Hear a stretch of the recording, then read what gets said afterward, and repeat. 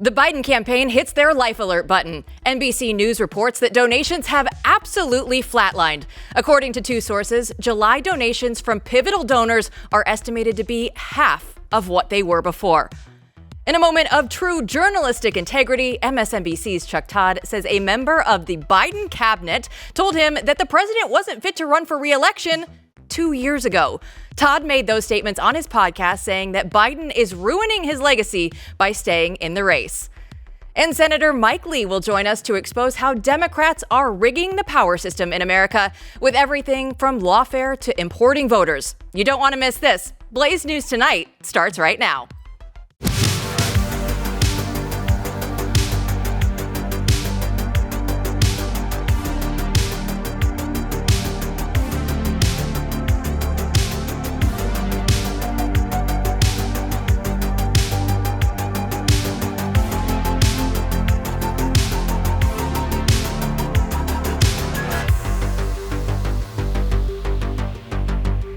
Welcome to the chaos. I'm Jill Savage. Today is Thursday, July 11th.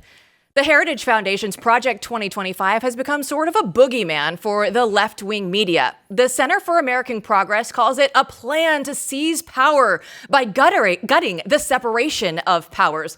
Rolling Stone calls it a terrifying plan to remake America. And Joe Biden flat out says it terminates the Constitution. Kevin Roberts, the president of Heritage Foundation, joins us in a minute to break down these claims. But first, I want to bring in Blaze Media editor-in-chief Matthew Peterson. Matthew, you're familiar with Project 2025, so how do you describe it? Yeah, I mean, I have to say, Jill, this would be hilarious if the stakes weren't so serious. Because not too long ago, if someone asked me, my wife asked me, what is Project 2025? I would have said it's the most normal thing in the world. It's a bunch of people coming together to staff a Republican administration and, actually, God forbid, think beforehand about what we should do about it. Well, let's bring the man at the so-called controversy. He's the center of attention right now. Kevin Roberts is the president of Heritage Foundation and one of the authors of Project 2025. He is here to separate fact from fiction. So, Kevin, the Heritage Foundation has been putting out mandates for leadership since the early 80s. So why is there all this controversy right now? Only in a leftist America would you have the situation where something the conservative movement has done since 1980, starting for Ronald Reagan, and this year, obviously, for our standard bearer, Donald Trump, be such a story. And it's because it's never been this broad of a scale. It's never been this unified. It's never been this comprehensive. Obviously, President Trump, who's got his own campaign agenda, and the Republican Party has its own platform, they will make decisions about what their priorities are and who their people are. But to Matthew's point, Project 2025 exists to be of service to those decision makers, starting with the president. The left is terrified of that, not just because of how cohesive it is, Jill, but for another very important reason. They know that the American people want to return to normal. They want to return to common sense policy. And when they look at Project 2025, and gosh, all the attention they've provided in the last week has caused many Americans to do that. Most Americans go to that website and realize, gosh, we agree with that. So amid all of this nonsense from the left, there's an important lesson. They always overplay their hand.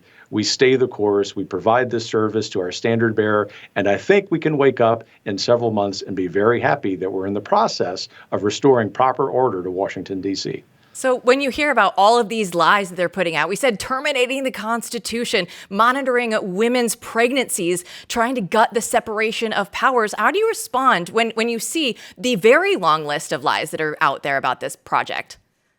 I have seen the leftist portrayal of the particular tenets of Project 2025 be nearly 100% wrong. We have a great myths versus facts document that as more Americans have seen, they realize, gosh, the leftists really are liars. The progressive Democrats really are mischaracterizing this. But the one thing they get right, Jill, I'm so proud of. As a fifth-generation educator, as a kid who only went to public schools, and President Trump has been saying this too, what the left gets right about Project 2025 is that we call for the utter elimination of the U.S. Department of Education. That makes them run scared because that's how they indoctrinate our kids, generation after generation. Kevin, it's great to have you on today. I have to ask, have you been in touch or will you be in touch with Donald Trump and the campaign to correct some of this misinformation that's been out there and is really everywhere these days? Our respective staffs have been in conversation throughout the campaign on the matters of policy. I suspect very soon the president and his staff and I will sit down and talk through all of this. I'm really gratified by President Trump's most recent statement in which he called out the mischaracterization of the left. He knows and his staff know there are no hard feelings from us as it relates to their campaign wanting to distance themselves from Project 2025 because the left has spent millions of dollars on it. The other thing, too, Matthew, as you no doubt understand, it's important for there to be some distancing here. The president's running a campaign. They are, by nature, a political activity. Heritage Foundation and all of the other groups in Project 2025 are nonpartisan nonprofits, although we're unabashedly conservative. So in a lot of ways, this is a reclarification of what always happens since 1980, which is that the presidential campaign runs in its lane, the Republican Party runs in its lane, and those of us who are offering personnel and policy from the outside are doing what we do, which is being focused on those two things. And Matthew, you know it's good when people are actually out there and attacking it, because we've heard reports that Project 2025 has been hacked by an activist group. Yeah, I mean, what concerns me about this, and I'm curious to hear from Kevin about it, is the fact that this looks a lot like third-party actors that are used by political forces to attack political opponents. And I think if the mainstream media had their act together, it'd be a major story that someone's trying to hack Project 2025 and the good work that Heritage is trying to do. So, Kevin, what can you tell us about this? Yeah, one fact and one look to the future, if I may. The fact is they have not hacked Project 2025. They've not hacked the Heritage Foundation. Most of that is a scam. What they succeeded in hacking was a very old third-party vendor website, a WordPress site, in the early days of our wonderful news site, The Daily Signal. And they're trying to make hay out of saying they've got all of this personal data, which they don't have. But the second thing is, I just want to be really clear. On behalf of all of my colleagues at Heritage, on behalf of all of my friends in the Heritage in the Project 2025, keep in mind over 100 organizations, so thousands of people. But most importantly, on behalf of everyday Americans, those people who are doxing us, who are calling us, who are threatening us, we know that you're being paid by the progressive Democrats and the Biden campaign. We are going to prosecute you, and we're going to do that using every ounce of the law. It's going to be peaceful. It's going to be lawful, but you have picked the wrong fight. Kevin, thanks so much for joining us. We really appreciate it.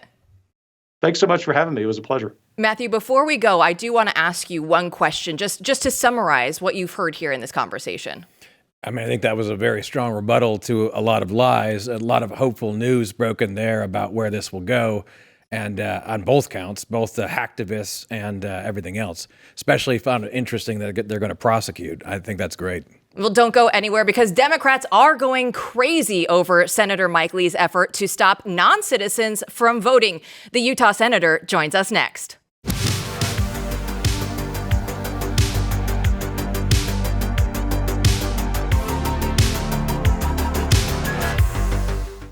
If you weren't following the news, a massive hit to the U.S. dollar just came in June when Saudi Arabia did not renew the 50-year petrodollar deal with the United States. Now, since 1974, Saudi Arabia has sold oil solely in U.S. dollars, and that was huge to our global economic dominance. Now, they want other options, something other than the U.S. dollar. So I ask you, if there's less demand for the dollar, what happens to that dollar?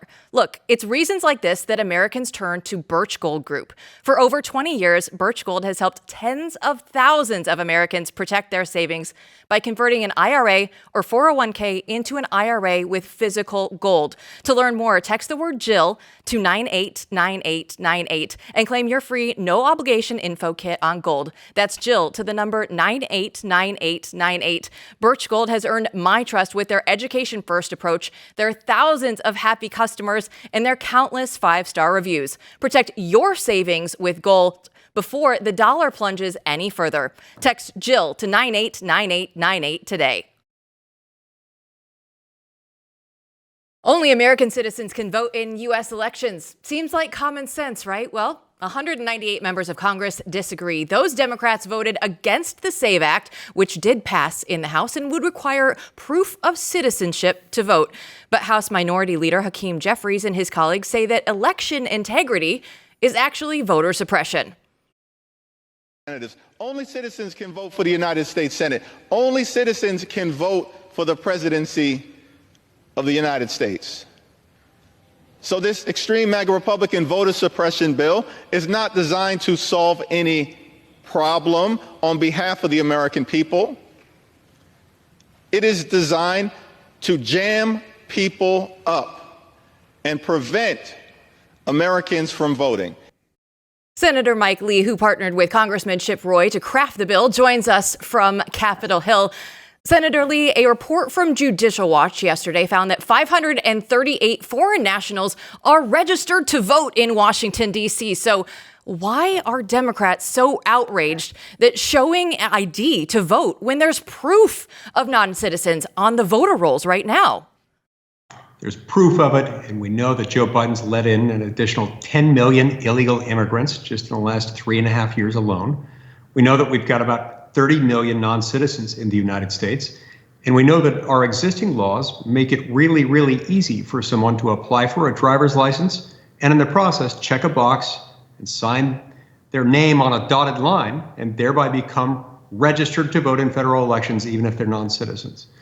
It's all on the honor system. And it's not just difficult for the states to enforce this, it's impossible for them to do it because existing law, as interpreted by the Supreme Court a few years ago, tells the states they can't even request proof of citizenship. So my bill, the SAVE Act, I introduced the Senate version, Chip Roy introduced the House version, which passed on the House floor last night, fixes that. It closes that loophole, and that's why we need it.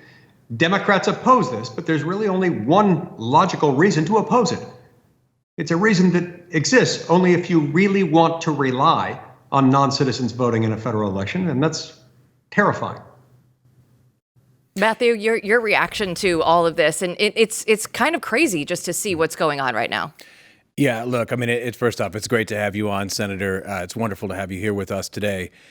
I just, as students of the constitutional system, as admirers of the constitutional system, we know there's an art to congressional statesmanship of this sort, where you craft a bill and you fight for it, knowing it will likely be shot down because you want to reveal the truth. You want to educate the entire populace about where we stand. I usually think those efforts are overplayed. This is one of the most incredible examples I've ever seen of that happening. I've never seen something so stark. And I'm curious if you expected this reaction where you basically have from the presidency on down a resounding, no, we are okay with the current system and we want it that way. And then on the other side, figures like Elon Musk appearing to rush to your side and say, this is insane. Yeah, well, some of this I anticipated because when we discovered the problem, when we realized the enormity of the problem earlier this year, Chip Roy and I knew that this would be a fight worth fighting, and we looked into it. We started anticipating that the public would be on our side. I don't think I fully anticipated that it would be like an 81-19 issue, as we now know that it is. And Matthew, you're right to point out that we've got some heavy obstacles to passing this, but I want to make clear, I'm not willing to assume that this cannot pass. Sure, Democrats are against it. Joe Biden has said he doesn't support it, has indicated or at least suggested that he would veto it. But I'm not willing to make it that easy for them. Because the truth is, Matthew, if they are required to actually go the distance on this and really oppose it and vote it down, object to our unanimous consent requests to either pass it outright or tee it up for a fast track vote in the Senate, that's going to come at a price because voters are going to see that. 81% of American voters agree that only American citizens should vote in federal elections. This is a huge bipartisan supermajority. It's hard to find that much consensus on anything these days, but it exists here. And we're not going to make it easy for them to push it back. And I'm not willing to rule out the possibility of victory. So you lay out some of the steps. So what is that very next step that people can get involved in and help out in some way? Okay, so what happened yesterday was they passed it on the House floor. Today, the first available opening, I went down to the floor and I called it up and I asked that it be teed up and that it would be passed by unanimous consent. Senator Padilla from California came to the floor and objected to that. So now that that has happened, our next steps need to involve doing that multiple times, sometimes seeking to pass it outright, other times seeking to tee it up for either a voice vote or an expedited roll call vote. At that point, we will also need to be making some decisions about how best to attach it to another bill, a bill that needs to pass, a bill that's sometimes referred to in the Senate as a must-pass vehicle. The most likely candidate for this would probably be the spending bill that will need to be passed sometime between now and midnight on September 30th in order to keep the government funded. I would love to see the Speaker of the House and the minority leader in the Senate get behind an effort that would say, we need this attached. We need this attached to the spending bill or to the Defense Authorization Act, or perhaps there's some other must-pass vehicle they can think of. But we need to attach it to something because this is too important for us to just ignore it, for us to just say, oh, okay, they said no. Biden wants to veto it. The Democrats don't want to pass it because apparently they want to rely on Democratic votes being cast by non-citizens against the law. So help us spread that message that Republicans should not leave. They should not go home. Every fall in an even-numbered election year, Congress tends to recess for most or all of the month of October so that everybody can go back and finish campaigning. We should not leave at the end of September until we have moved this forward in some material way and attached it to a must-pass spending bill. Senator, I want to shift topics real quick. We published an essay, but a related one, related to the rule of law as this bill is. We published an essay by you today at blaze.com, and I understand it's from a book written by you and I believe 8 of your colleagues in the Senate titled American Injustice and Donald Trump. And you say in this essay that what progressives mean by law is their own power. And I like the way you put this, so that when they say the rule of law requires that they prosecute Trump and no one is above the law, what they really mean is Trump is not above their own power. Now, if that's true, if the law increasingly represents their own power, I think a lot of people on the right are asking, how do conservatives fight back? Well, we fight back, first of all, by calling it out. And I'm grateful that Blaze was willing to publish that. It's an important concept to understand. Sometimes when you don't understand your opponent, your debate partner, whatever you want to call who you're arguing with, if you don't understand how they think, you're not going to be able to effectively combat whatever it is that they're saying, as harmful as it may be. And so when they say that, they're very often talking about them. They are the law. They are the rule of law. And when we grasp that, we're going to be in a better position to deal with it. It's a little bit like how progressive Democrats also butcher and torture other language. Now, I don't think that the word democracy is the best term to describe our form of government. It's better described as a constitutional republic. But Democrats love throwing around the term our democracy. And yet when they use the term democracy, they're more often than not lately talking about something that is the exact opposite of democracy. So the Supreme Court overturns Roe versus Wade in the Dobbs decision. Threat to democracy. Remember, we actually got lectured by Prince Harry of all people. Love being lectured by an actual prince, lineal descendant of King George III on democracy. The Supreme Court in the Loper-Bright case undoes Chevron deference. Threat to democracy. These are just 2 of many examples I could point to of developments that Democrats have identified as threats to democracy when really they enhance the democratic input from the citizenry. In both instances, you had a sort of judicial oligarchy taking over certain functions that are supposed to be handled by the political branches of either the states or of the federal government. Senator Lee, you're still there in Washington, D.C., so I have to ask you, not naming any names by any means, but what are your Democrat colleagues saying right now about Joe Biden? Oh, yeah, it's fascinating. They are referring behind closed doors to this situation and to conversations that they've apparently had to have as a conference within the last hour or two as the weekend at Bernie's chat. This is the reality in which they're swimming. I don't envy them. And yet we do have to remember that I don't want to say all of them, but a whole lot of them and a whole lot of people in the media should not pretend to be surprised here, because I think most of us, even those of us who are not Democrats, have seen this for a long time. We've seen the President of the United States shaking hands with people who were not there, or at least we can't see them.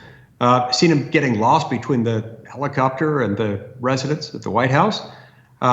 We've seen all sorts of things that don't make sense.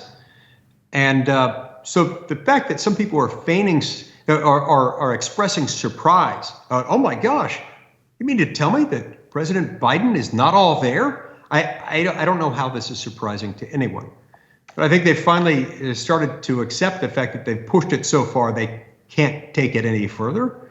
And I think they're looking for an off-ramp. What I don't know is where it's going to go and whether that off-ramp is going to be any better or any worse for their chances. The bottom line is, all of this ultimately focuses on the fact that Joe Biden's policies have been an unmitigated disaster. They have inflicted torture on the American people. They've made everything more expensive. The average family has to shell out at the minimum of $1,300 a month every single month just to live, just to buy groceries and gas and to pay for their housing. And that's not fair, but this is the predictable, foreseeable, and in fact foreseen result of his failed policies. So no matter where they run, they cannot hide from the failed progressive Democrat policies that have put us in this position. And that's really what's on trial, more than Joe Biden's dementia. Well, Senator Lee, I know that we talk about Weekend at Bernie's. It's actually kind of comforting that they're talking about it over there on Capitol Hill as well. Thanks so much for joining us. Thank you. It's good to be with you. The negative headlines about Biden could be breadcrumbs from the DNC. We'll explain after the break.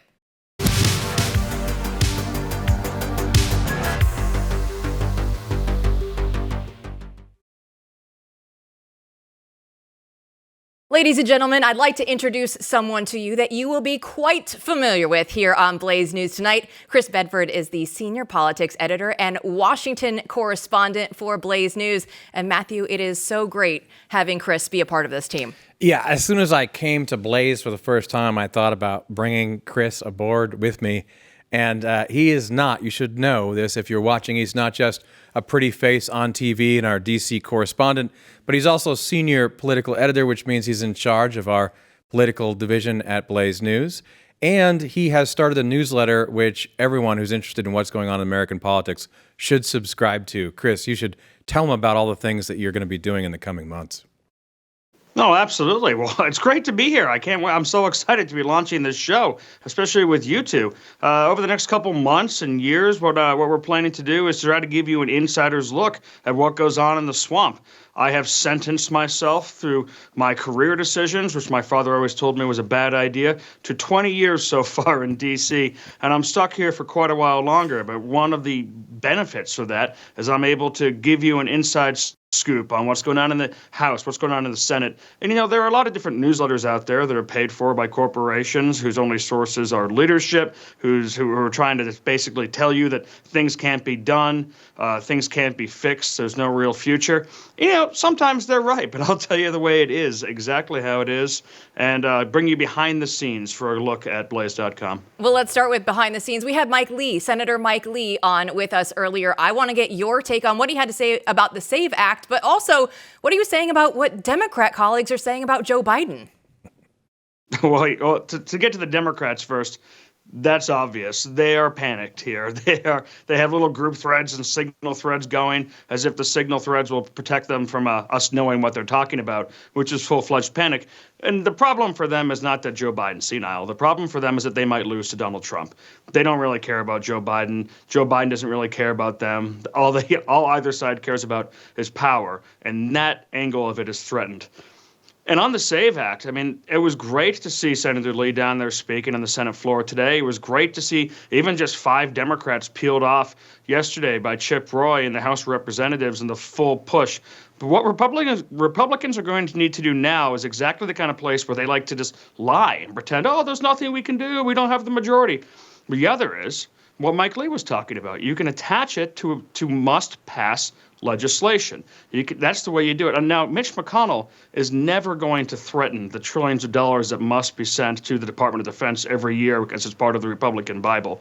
He's never going to do that. So don't worry about defense reauthorization. But for spending bills, for funding the government, this is the sort of time where you could attach this and say, tell Republicans, take this stand. If you want to have funding for this government, then you must make it illegal for illegal immigrants to vote in our elections that are coming in November. And let the Democrats threaten to shut down the government over it. Try to put it on them. I'm doubtful Republican leaders will have the stones to do it, but here's hoping. Yeah, Chris, how many people do you think there are roughly who will join Senator Lee in this effort? Because I think we've seen a remarkable mushroom cloud of reaction. Usually when they pass bills like this or they start arguing about it, it just seems here today, gone tomorrow. But there's something about the moment here where getting the Democrats to say, no, we don't want, citizens voting is really having this, just explosive reaction all over the place. These people gravitating. Do you think it'll be more than the usual, couple senators on this one that stand with him? Yes, because, a lot of things may have gotten worse in this country over the last 20 years I've been in D.C. One thing that's gotten stronger is conservative resistance. The parties are no longer really in charge of the senators the way that they used to be. There are outside fundraising apparatuses. There are outside organizations like Heritage Foundation and others. The donors are able to get direct access. Internet sites and alternative news shows are able to give people this. So, back in the day, maybe it was just Senator Jim DeMint out there, a lonely voice yelling, and before him, others.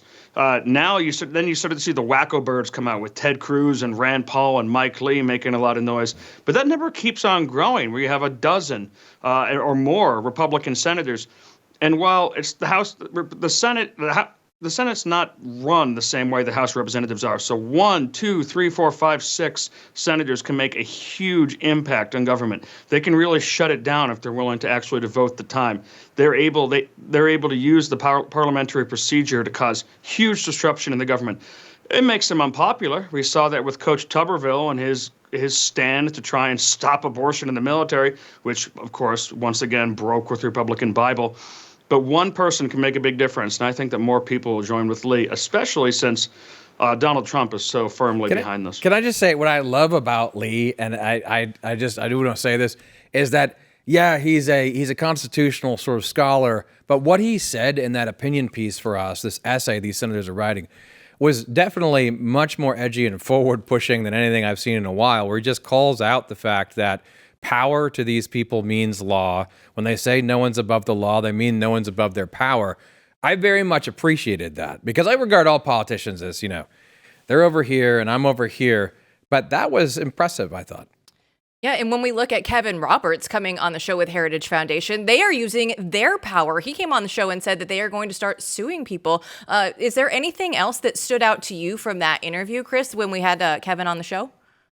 Yes, and first to that Mike Lee point, he's all about law and order. If you walk into his office, he's got a big portrait of his father in one of the meeting rooms. His father was chief of the Supreme Court for Utah, and he's been suggested as a possible Supreme Court justice once he gets sick of being a senator. So his commitments to that, and that's why he's so frustrated by what he's seeing with Democrats.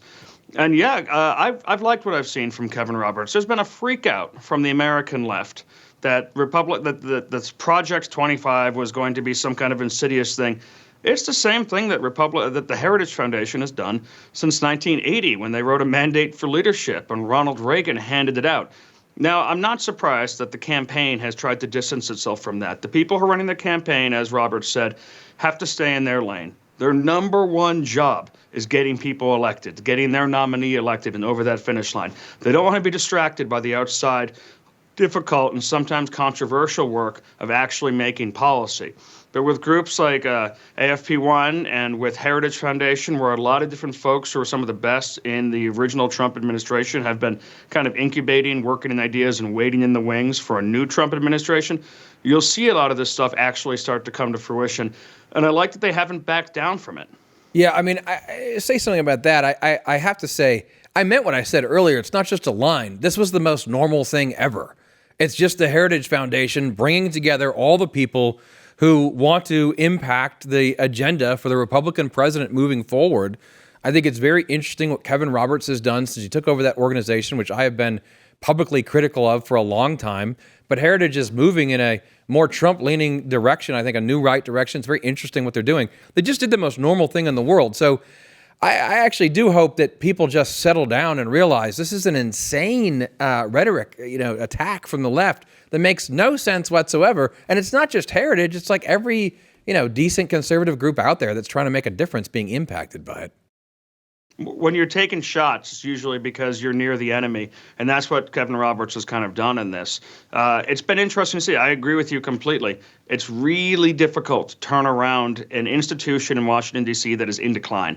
And Heritage Foundation was decidedly in decline for about a decade or less than a decade. But after the coup against Senator Jim DeMint, it hadn't figured out a way to right the ship. And it's difficult to turn around something that's that big, where a board has that much control, where there are that many stakeholders and that much money.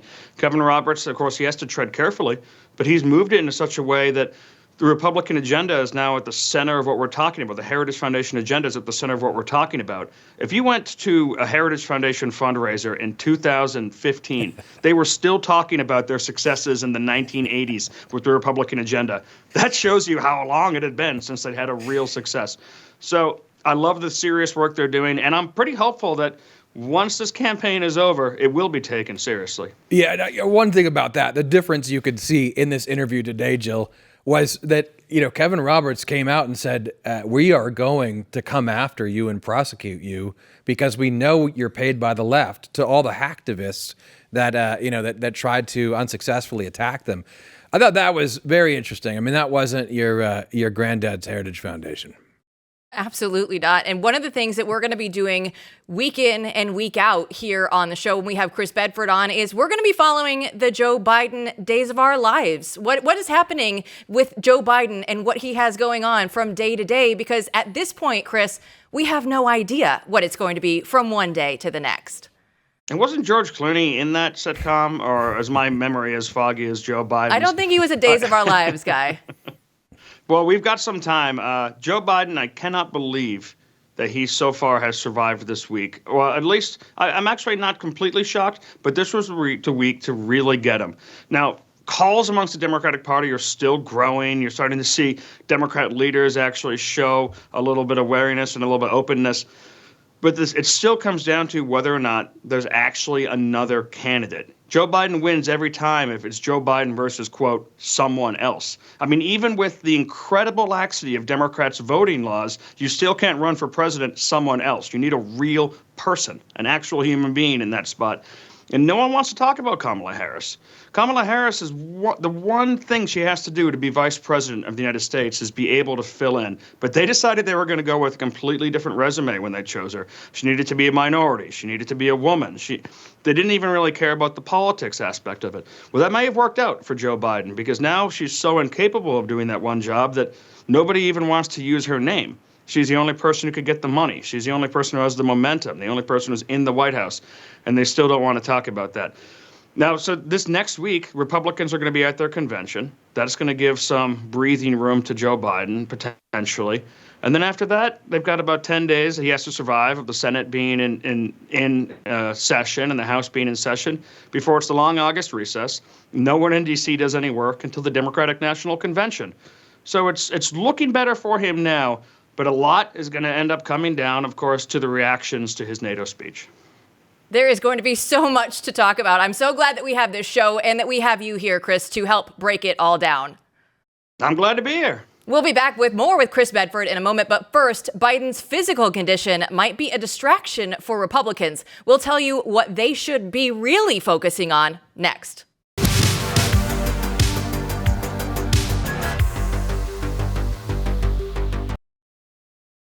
While Republicans are hitting Biden's age like a piñata, they may be missing out on what really matters to Americans. Carol Roth is a recovering investment banker and the author of You Will Own Nothing. She's also a frequent Blaze News contributor and recently wrote a column for theblaze.com titled "The GOP Needs to Stay Focused on Inflation, Not Cognition." During a congressional hearing yesterday, Fed Chair Jerome Powell seemed a little pessimistic about inflation being transitory. I mean, are you confident that the inflation rate is on a downward trajectory? I do have some confidence of that. I think we've seen that over the past several years. The question is, are we sufficiently confident that it is moving sustainably down to 2%? And I'm not prepared to say that yet. Sufficiently, sustainably, I don't know, maybe. Carol, why can't Jerome Powell give us a clear answer about where inflation is moving? Because economists cannot project their way out of a paper bag, let alone let you know what's happening with inflation. The idea that you've been using the word transitory after 3.5 years is completely ridiculous. Funny enough, this came just the day before we got a CPI reading that was on a little bit of a downtrend. Now, I think what he's trying to communicate to us is that we have sticky inflation.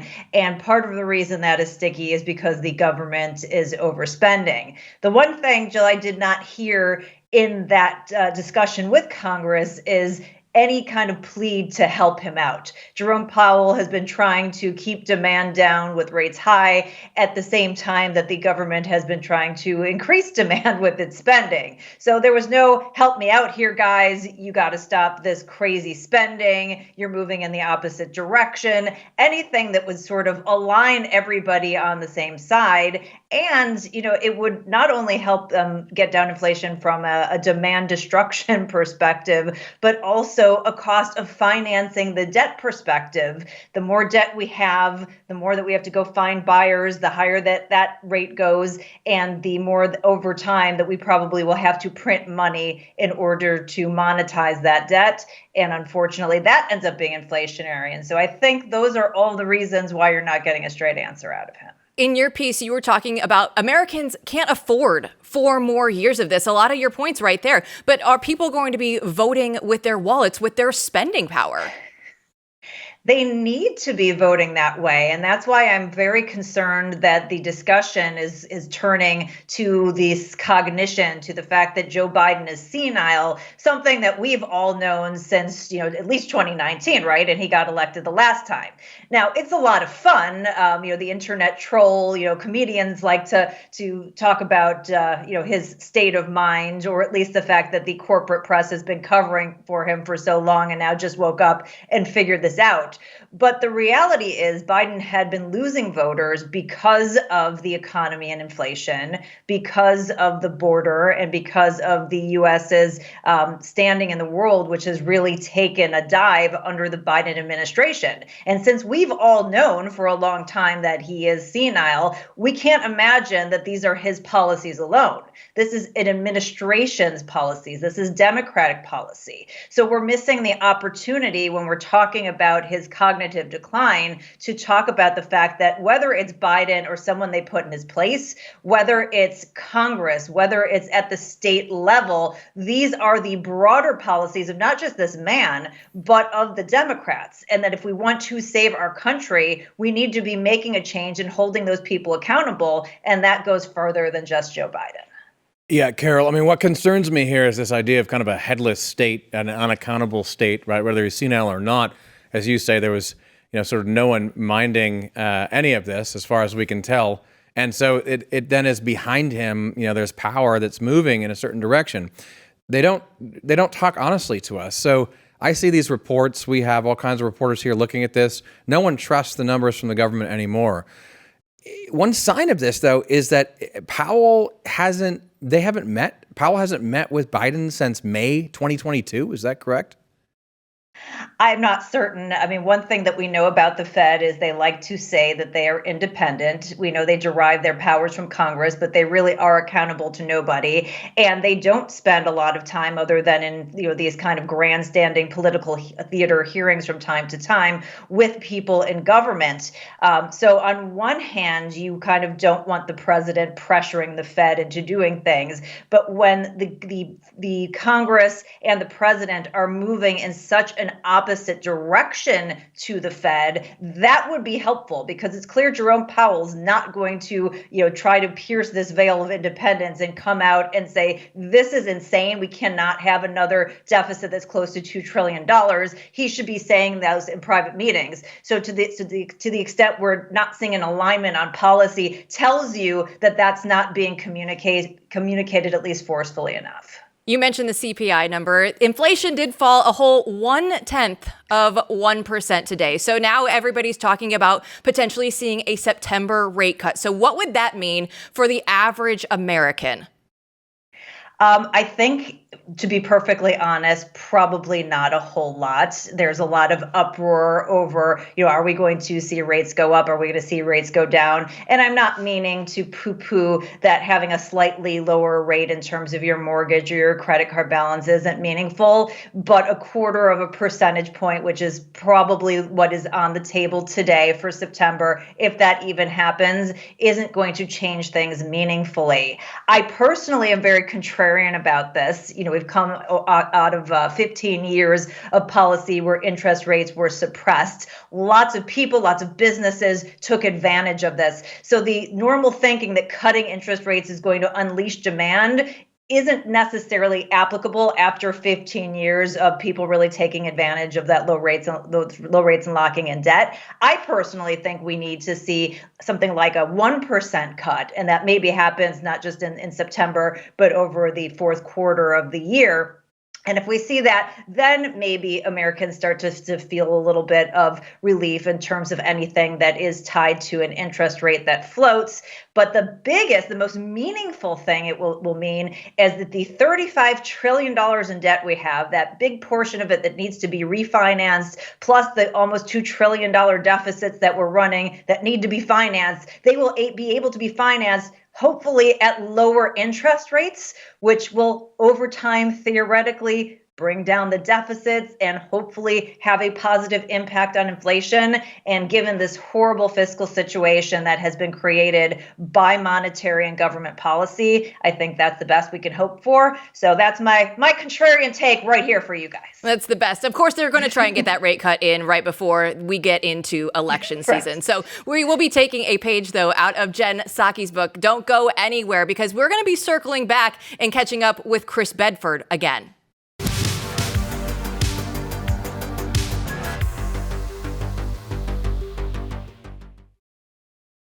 And now I want to hand it over to the president of Ukraine, who has as much courage as he has determination.